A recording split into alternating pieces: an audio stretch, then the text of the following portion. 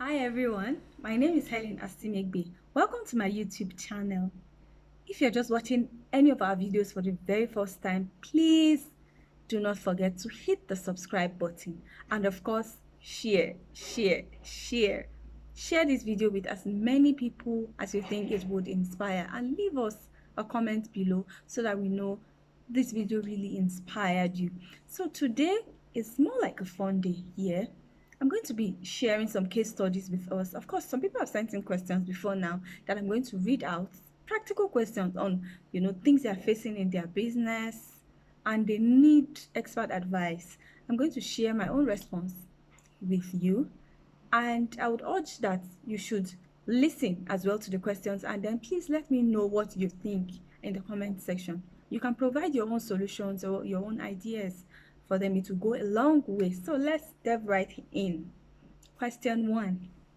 Someone asked, I have been in business for 5 years. A friend of mine also just decided to start my same type of business. What should I do? This is a tricky one. But it's not new. We see cases like this every day. Yes, we see cases like this every day. But I tell people, even if you are in this business, I'm telling you, there are 100 people out there that you may not know that are still selling the same thing as you are selling.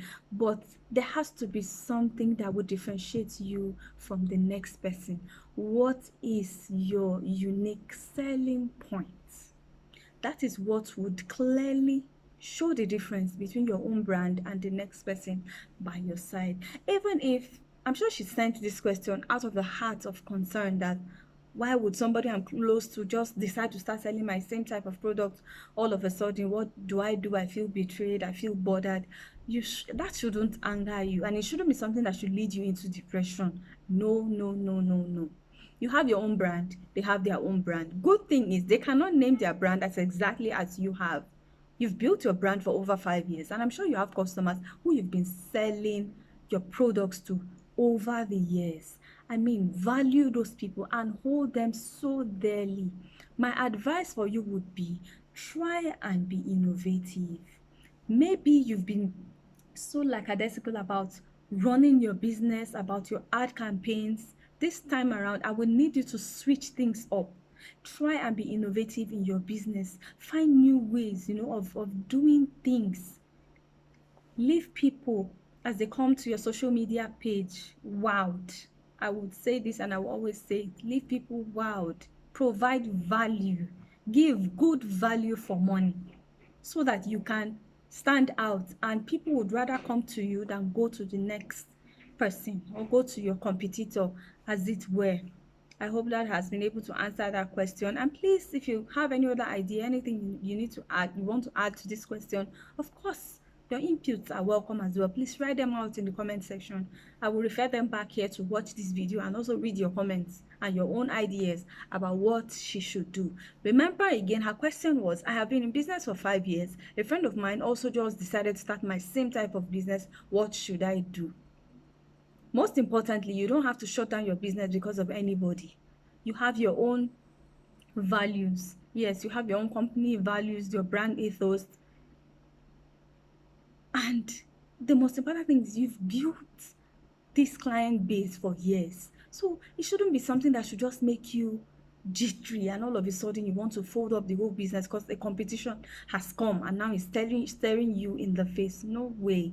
This is now time for you to put in the work really hard and ensure to see that you even have much more clients than you had in time past. When challenges come our way, they are not to break us, but they are to make us stronger and come out more beautiful on the other side. So I'm going to read the next question.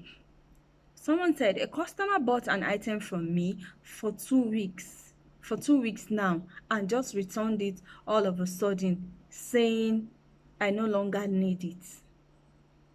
This is a really dicey one. I'm going to take the question again. A customer bought an item from me for over 2 weeks now and just returned it all of a sudden, saying I no longer need the item.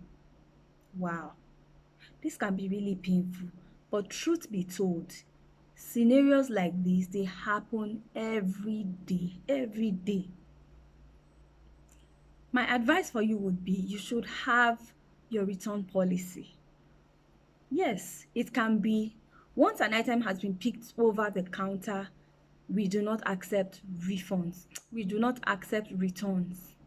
You can just draft your own return policy, just as simple as that. Once you walk out of this premises, we do not accept returns. Or you can say you can return an item at least under 24 hours that you've purchased the items, it will be accepted back. Not 2 weeks. I mean, that's a long time. What was the customer keeping it for 2 weeks? I don't know. Some customers though, you just really never, you can't fully understand some customers. But the best thing for you would be for you to always have a return policy. However you want to draft yours, whatever pattern. Okay, you can return an item after 1 week, you can return an item after 1 hour, return an item after 1 month. It all depends on you and what works for your brand. But please set a rule. For example, I don't know about this person. I don't know if you had a return policy before now. If you didn't, then there is no case. You have to collect that item from the customer. If he or she wasn't pre-informed that as you are walking out of our store, or as we've had the dispatch to deliver this item to you, once you receive it, we would no longer accept any return. If you didn't inform the person on anything like this beforehand, then it will be very difficult for you to say no. Yes, I say this because I mean, we're talking about law. There are cases.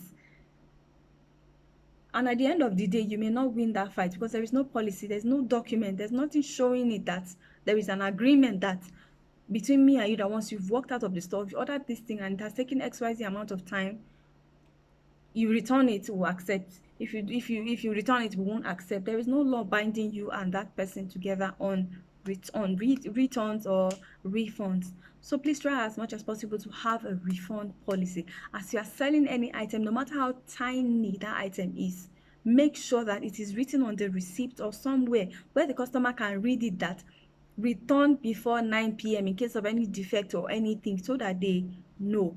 All right, please share your idea using the comment section. What do you feel? Should she accept the item back? Should she give the customer back the money? What do you think? Please let us know. The third question I have is, I am a fashion designer, but I want to go into food business. What do you think? I'm a fashion designer, I want to go into food business. Well, we're all different. We do things from different types of inspiration. I don't know. Why are you thinking about going into food business? Are you starting that business out of necessity? Just maybe so you can have like a side hustle or something extra, something else that brings you extra income? What's the reason? What's the why behind the food business? I need to know. Is it something you are passionate about? Because that's the basis for starting anything. Passion. At the end of the day, you will meet twists and turns. Even when you are still in the fashion business and you start your food business, you will meet twists and turns. Whatever will make that business survive would be hinging on the passion that you have from the beginning.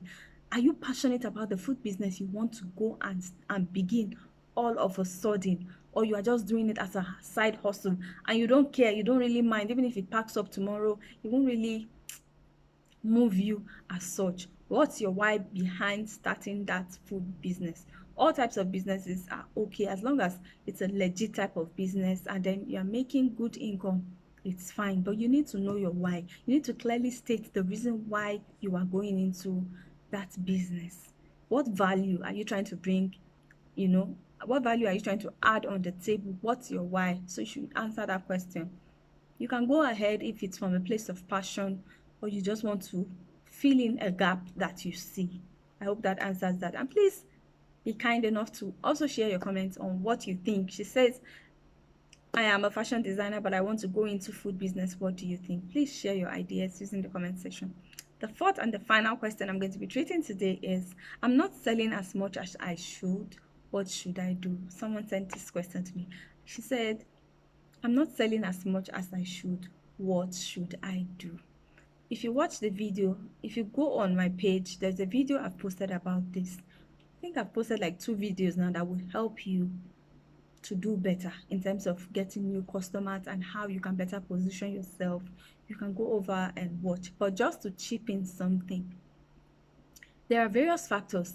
that can hinder a person's success in terms of sales, maybe allow you record low sales. So many factors. How much are you pricing your product? How well are you going about your publicity? Are you out there? Do people even know that your product or your business really exists?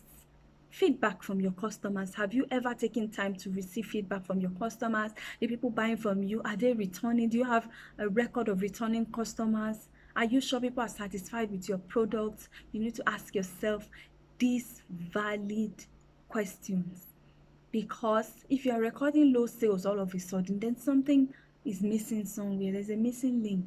So you need to go back to the drawing board. Take time to go back and reflect on, especially from the periods that you were selling very well, what were you doing during those times? And when the sales began to drop, what happened? So go back and take an assessment of what you think might have gone wrong, and reach out to your customers. Yeah, even if they bought last week, you can still reach out to them and say, please, I'm reaching out to find out how you enjoyed the product, or what do you think? Please give us your feedback. Some customers can be very honest with you. For example, they could say, the last meal I bought from you, oh, it was too salty, oh, it was too spicy. It could just be anything.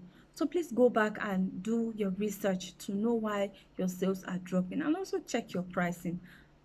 Another point may be your customer service. Are you delivering customer service in an excellent way? Do you talk to customers in a very rude and unpolite manner? Check, check, check. There's a missing link. Something is missing somewhere, and I'm hoping that you'll be able to find it and then fix it right back, and you are back to getting tons of customers yet again. And do not forget, I've asked that you should watch my previous videos. You'll find something that would inspire you on how to get more customers. So thank you so much for stopping by my YouTube channel today. I hope I've been able to inspire you. In subsequent editions, we'll try to see if we can answer some of these questions again that people are asking, just so we can inspire as many people out there, especially people who are faced with. My name is Helen Asimegbe, and this is the Tribe of Millionaires with Helen Asimegbe. Please do not forget to comment, like, subscribe, and share. Bye.